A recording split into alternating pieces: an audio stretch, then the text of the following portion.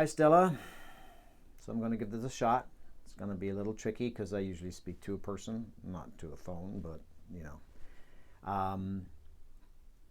Your question, what drives me, what keeps me going, is actually a very, very tough question. I mean, obviously. I do believe people desire attention, love. Artists in particular desire attention and acknowledgement. And I think that's a catch-22 because if you are an artist and you are striving for attention and being loved and having your art being loved by people and looked up to and admired, then you kind of fall into this trap of desperately trying to please people, desperately trying to create something that other people love and like. And you strive for perfection, if that makes any sense. And I'm a strong believer that perfection doesn't exist. A long time ago, I read a book, Vincent van Gogh's letters to his brother Theo. The book's called Dear Theo. It's all a collection of his letters. And in the book, he actually writes to his brother that he is sick and tired of working on one painting for a week, 2 weeks, 3 weeks, a month, trying to desperately come up with a masterpiece that can be sold, because you might know the story that he never sold a painting before his death. So he was desperate to get acknowledgement, to have people buy his paintings and actually tell him that he's great. And he was desperately trying to come up with this perfect painting that would change his life and change his success as an artist. And he told his brother he's sick and tired of doing that. He doesn't want to do that anymore. He is actually much more interested in actually just painting, for the hell of painting. Just paint. So he started putting out these paintings, 1 a day, 2 a day. He actually started painting a lot later than a lot of other artists in his time, but he actually ended up painting almost more than all of these artists, because he just started to, almost like a factory, pop them out one after another, not giving a goddamn shit about what people thought about him. It was just for him to put it out there, to just keep going, to just revel in his art and just go. And the irony is that now we look at it and we think every single goddamn painting he painted is a masterpiece. And that really taught me something back then, because I was like, wow, that's actually interesting. He didn't care anymore. He just did what he wanted to do on his own terms, in his own time. Just Nike, just do it. He just did it. He didn't care. It was that not caring anymore. And yes, of course, yeah, he died and he never got that attention and the love that he was seeking during his lifetime. But I mean, we all know that, I mean, Vincent van Gogh was admired and loved, and, you know.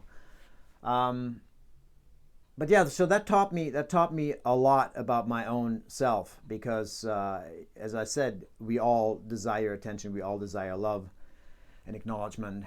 But if you actually strive for that, if you actually work for that and actually work for that in your art, I personally don't believe you're going to get it. It doesn't work that way. It really doesn't. When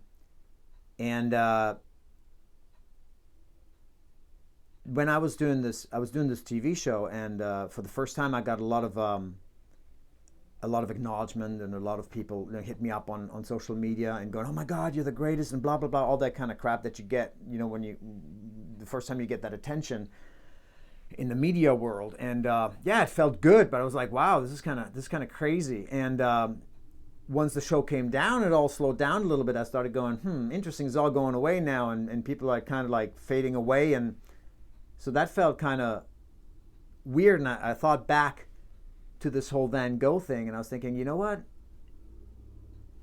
I was not going into this whole acting thing because I wanted to be the best actor in the world ever. I fell into it because I was doing stunts, and then I was doing a few acting bits and gigs, and I loved it, and I started doing that, and actually went to drama school because I loved it so much. And then I realized that I need to do it because I want to do it and I want to love doing it. So it's not about trying to find that perfect job that will get you the Oscar, that will get you the recognition. F that. F that. So I even came up with this this thing that I hate saying fans, but some of my, whatever you want to call it, fans, they know that I say that. I say BONZAII, but I say it with two I's, BANZAII, BONZAII. And it was actually just a greeting between me and one of my friends as a joke, but we said it because to us it resembled something different. It resembled, and I have it written down here because I send that out to quite a lot of people who actually ask me all the time. It says here, BONZAII, to always live your life following your dreams, passion, desires, to realize that it is more important to strive for what comes from the heart than chase the impossibility of perfection. BONZAII, never perfect, but always genuinely from your heart. And I really, really strongly believe that, and that's what keeps me going, and that's what drives me, is that I want to do things that come genuinely from my heart. I don't care if anything comes of it. You know, of course we all want to eat. It's always about, getting enough money to eat. I think we've kind of talked about that before, because as an artist it's easy to, just be homeless and have no money.